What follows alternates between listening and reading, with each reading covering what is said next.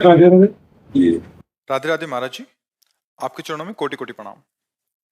महाराज जी, जब कोई ब्रह्मज्ञानी महात्मा अपना स्थूल शरीर छोड़ता है तो उसका सूक्ष्म शरीर कहा जाता है? जीते जी वो जीवन मुक्त हो जाता, सूक्ष्म रहता ही नहीं। ब्रह्म ज्ञानी की बात है। स्थूल, सूक्ष्म और कारण तीनों शरीरों का राग त्याग करके स्वरूप बोध में स्थित हो गया, वो तो जीते जी जीवन मुक्त है। बस शरीर छूट के जो ये पंचभूत तत्व है अपने आप में मिल गए, वो ब्रह्म स्वरूप है, उसको कहीं आना जाना थोड़ी है। वो तो आकाश की तरह व्याप्त है, उसको किसी लोकांतर में जाना आना ये कुछ नहीं होता। उस परम ज्योतिष स्वरूप आत्म स्वरूप में, वो अपने ही स्वरूप में लीन, उसका कहीं आना जाना नहीं होता। बस धातुएं धातुएं में मिल गई, वो धातु थोड़ी हो तो परमात्मा ब्रह्म स्वरूप है। जब ब्रह्म का बोध का मतलब अपने स्वरूप का बोध हो जाना, और उसमें तीन शरीरों का त्याग होता है, स्थूल शरीर, सूक्ष्म शरीर, कारण शरीर। जब कोई चिंतन ही न रह जाए, न सत न असत चिंतन, तो जो बचा वो अपना स्वरूप है।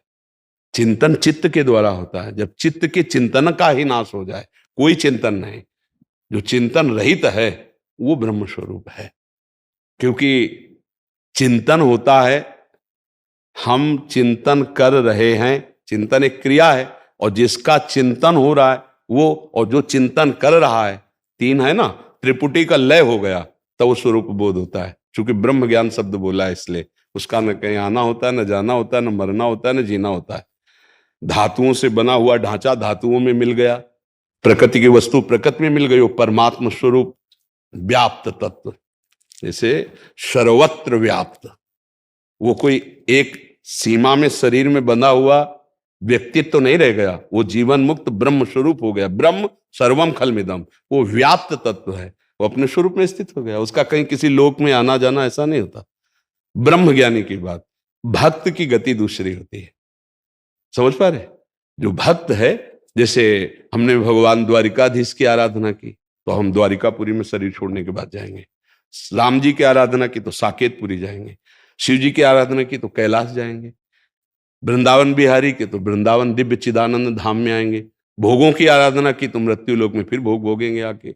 ऐसे कर्म किए जैसे तो नरक जाओ यातना दे भोगो, ऐसे कर्म किए तो स्वर्ग जाओ सुख भोगो। अलग अलग कर्मों का हिसाब है। लेकिन ब्रह्म जो बोध है वो कैवल्य पद है, वो व्याप्त परम तत्व है, उसका कहीं आना जाना नहीं होता। वो जीवन मुक्त, जीवन मुक्त जीते जी। वो केवल चलता खाता पीता दिखाई दे रहा है, वो कुछ करता नहीं है। प्राकृतिक क्रियाएं हो रही लेकिन वो उसका करता नहीं है। जीवन मुक्त महाप्रभु, वो स्थिति जब स्वयं में अनुभव में आती तभी जानी जाती, वाणी के द्वारा अनिर्वचनीय, बस इशारे से है, उसका कहीं आना जाना नहीं होता, वो जीवन मुक्त होता है। समझ पा रहे हो? हाँ, इसको दिमाग में रख लो, साधन करो, आगे समझ में आ जाएगा। हम अपनी तरफ से बच्चा कह रहे, चिंतन शून्य होना बहुत कठिन है। आप देखो ना, एक क्षण भी बिना चिंतन के रहते हो क्या? चिंतन होता है। हमें लगता है अगर विट्ठल विट्ठल विट्ठल जपो और उनका चिंतन करो तो वही ब्रह्म है। चिंतन शून्य होना बहुत कठिन है, लेकिन चिंतन करना हमारे लिए सहज हो जाएगा। क्योंकि हम किसी न किसी आकार का चिंतन कर रहे हैं, तो हम उसी आकार को भगवत स्वरूप में ले लेते हैं, राम रूप में, कृष्ण रूप में, शिव रूप में, और उनका चिंतन शुरू करते तो वही ब्रह्म ही है ना। उनका नाम जप करते तो वही है ना। तो हम चिंतन करके अचिंत्य को प्राप्त कर लेते हैं। लेकिन चिंतन रहित होकर अचिंत्य स्वरूप में स्थित होना इसके लिए बहुत कठिन। ज्ञान के पंथ कृपाण के धारा, परत खगेश लगे नहीं बारा। सहज मार्ग है भक्ति। आप भक्तों की जगह से आ रहे हो, महाराष्ट्र तो भक्त जप करते हैं, है? कह रहे रामकृष्ण हरि हाँ, का जप हाँ, करते तो फिर ये प्रश्न का, रामकृष्ण हरि जप कर रहे तो आपको मिलन की चाह होनी चाहिए ना। हमें मुक्त नहीं होना, हमें मिलना है। किससे मिलना है? जो परब्रह्म परमात्मा तत्व है, मैं उनका सेवक हूं, ऐसे भाव से उनसे मिलना है जाकर। देखो, ये था हम प्रपद्यन्ते तास्तते भजाम में, हम आप जैसा चिंतन करेंगे वैसे ही वो ब्रह्म का अनुभव होता है। अगर आप चल रहे हो भक्ति मार्ग में तो फिर इस मार्ग को छोड़ो, अब इधर आओ कि मुझे कैसे साक्षात्कार होगा, मैं कैसे अपने प्रभु को देखूं, मैं कैसे उनसे मिलूं, इस तड़पन में। नहीं, हाँ, खूब नाम जप कीजिए। भगवान देखो ना, महाराष्ट्र के जितने बड़े बड़े महापुरुष हुए सब परम ज्ञानी हुए हैं, पर परम प्रेमी भी हुए हैं।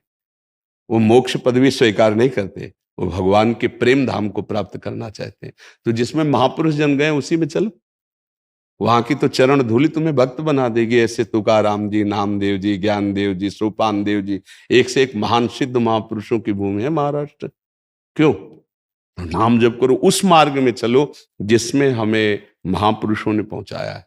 अब हमें बिहारी जी के दर्शन करने तो इधर धीरे धीरे चलेंगे तो पहुंच जाएंगे, लेकिन दौड़ लगा दे छठी करा की तरफ तो पहुंचना मुश्किल हो जाएगा। प्रेम प्राप्ति के लिए भगवत मार्ग में चलिए। समझ पा रहे हैं आप? वो स्वाभाविक हो जाएगा। प्रेमी को स्वाभाविक ज्ञान हो जाता है, लेकिन ज्ञानी को प्रेम हो जाए ऐसा नहीं। ज्ञानी को भगवत दर्शन हो ऐसा नहीं। प्रेमी को भगवत दर्शन भी होगा, ज्ञान भी हो जाएगा। भगवान का भक्त अज्ञानी थोड़ी होता है। जी।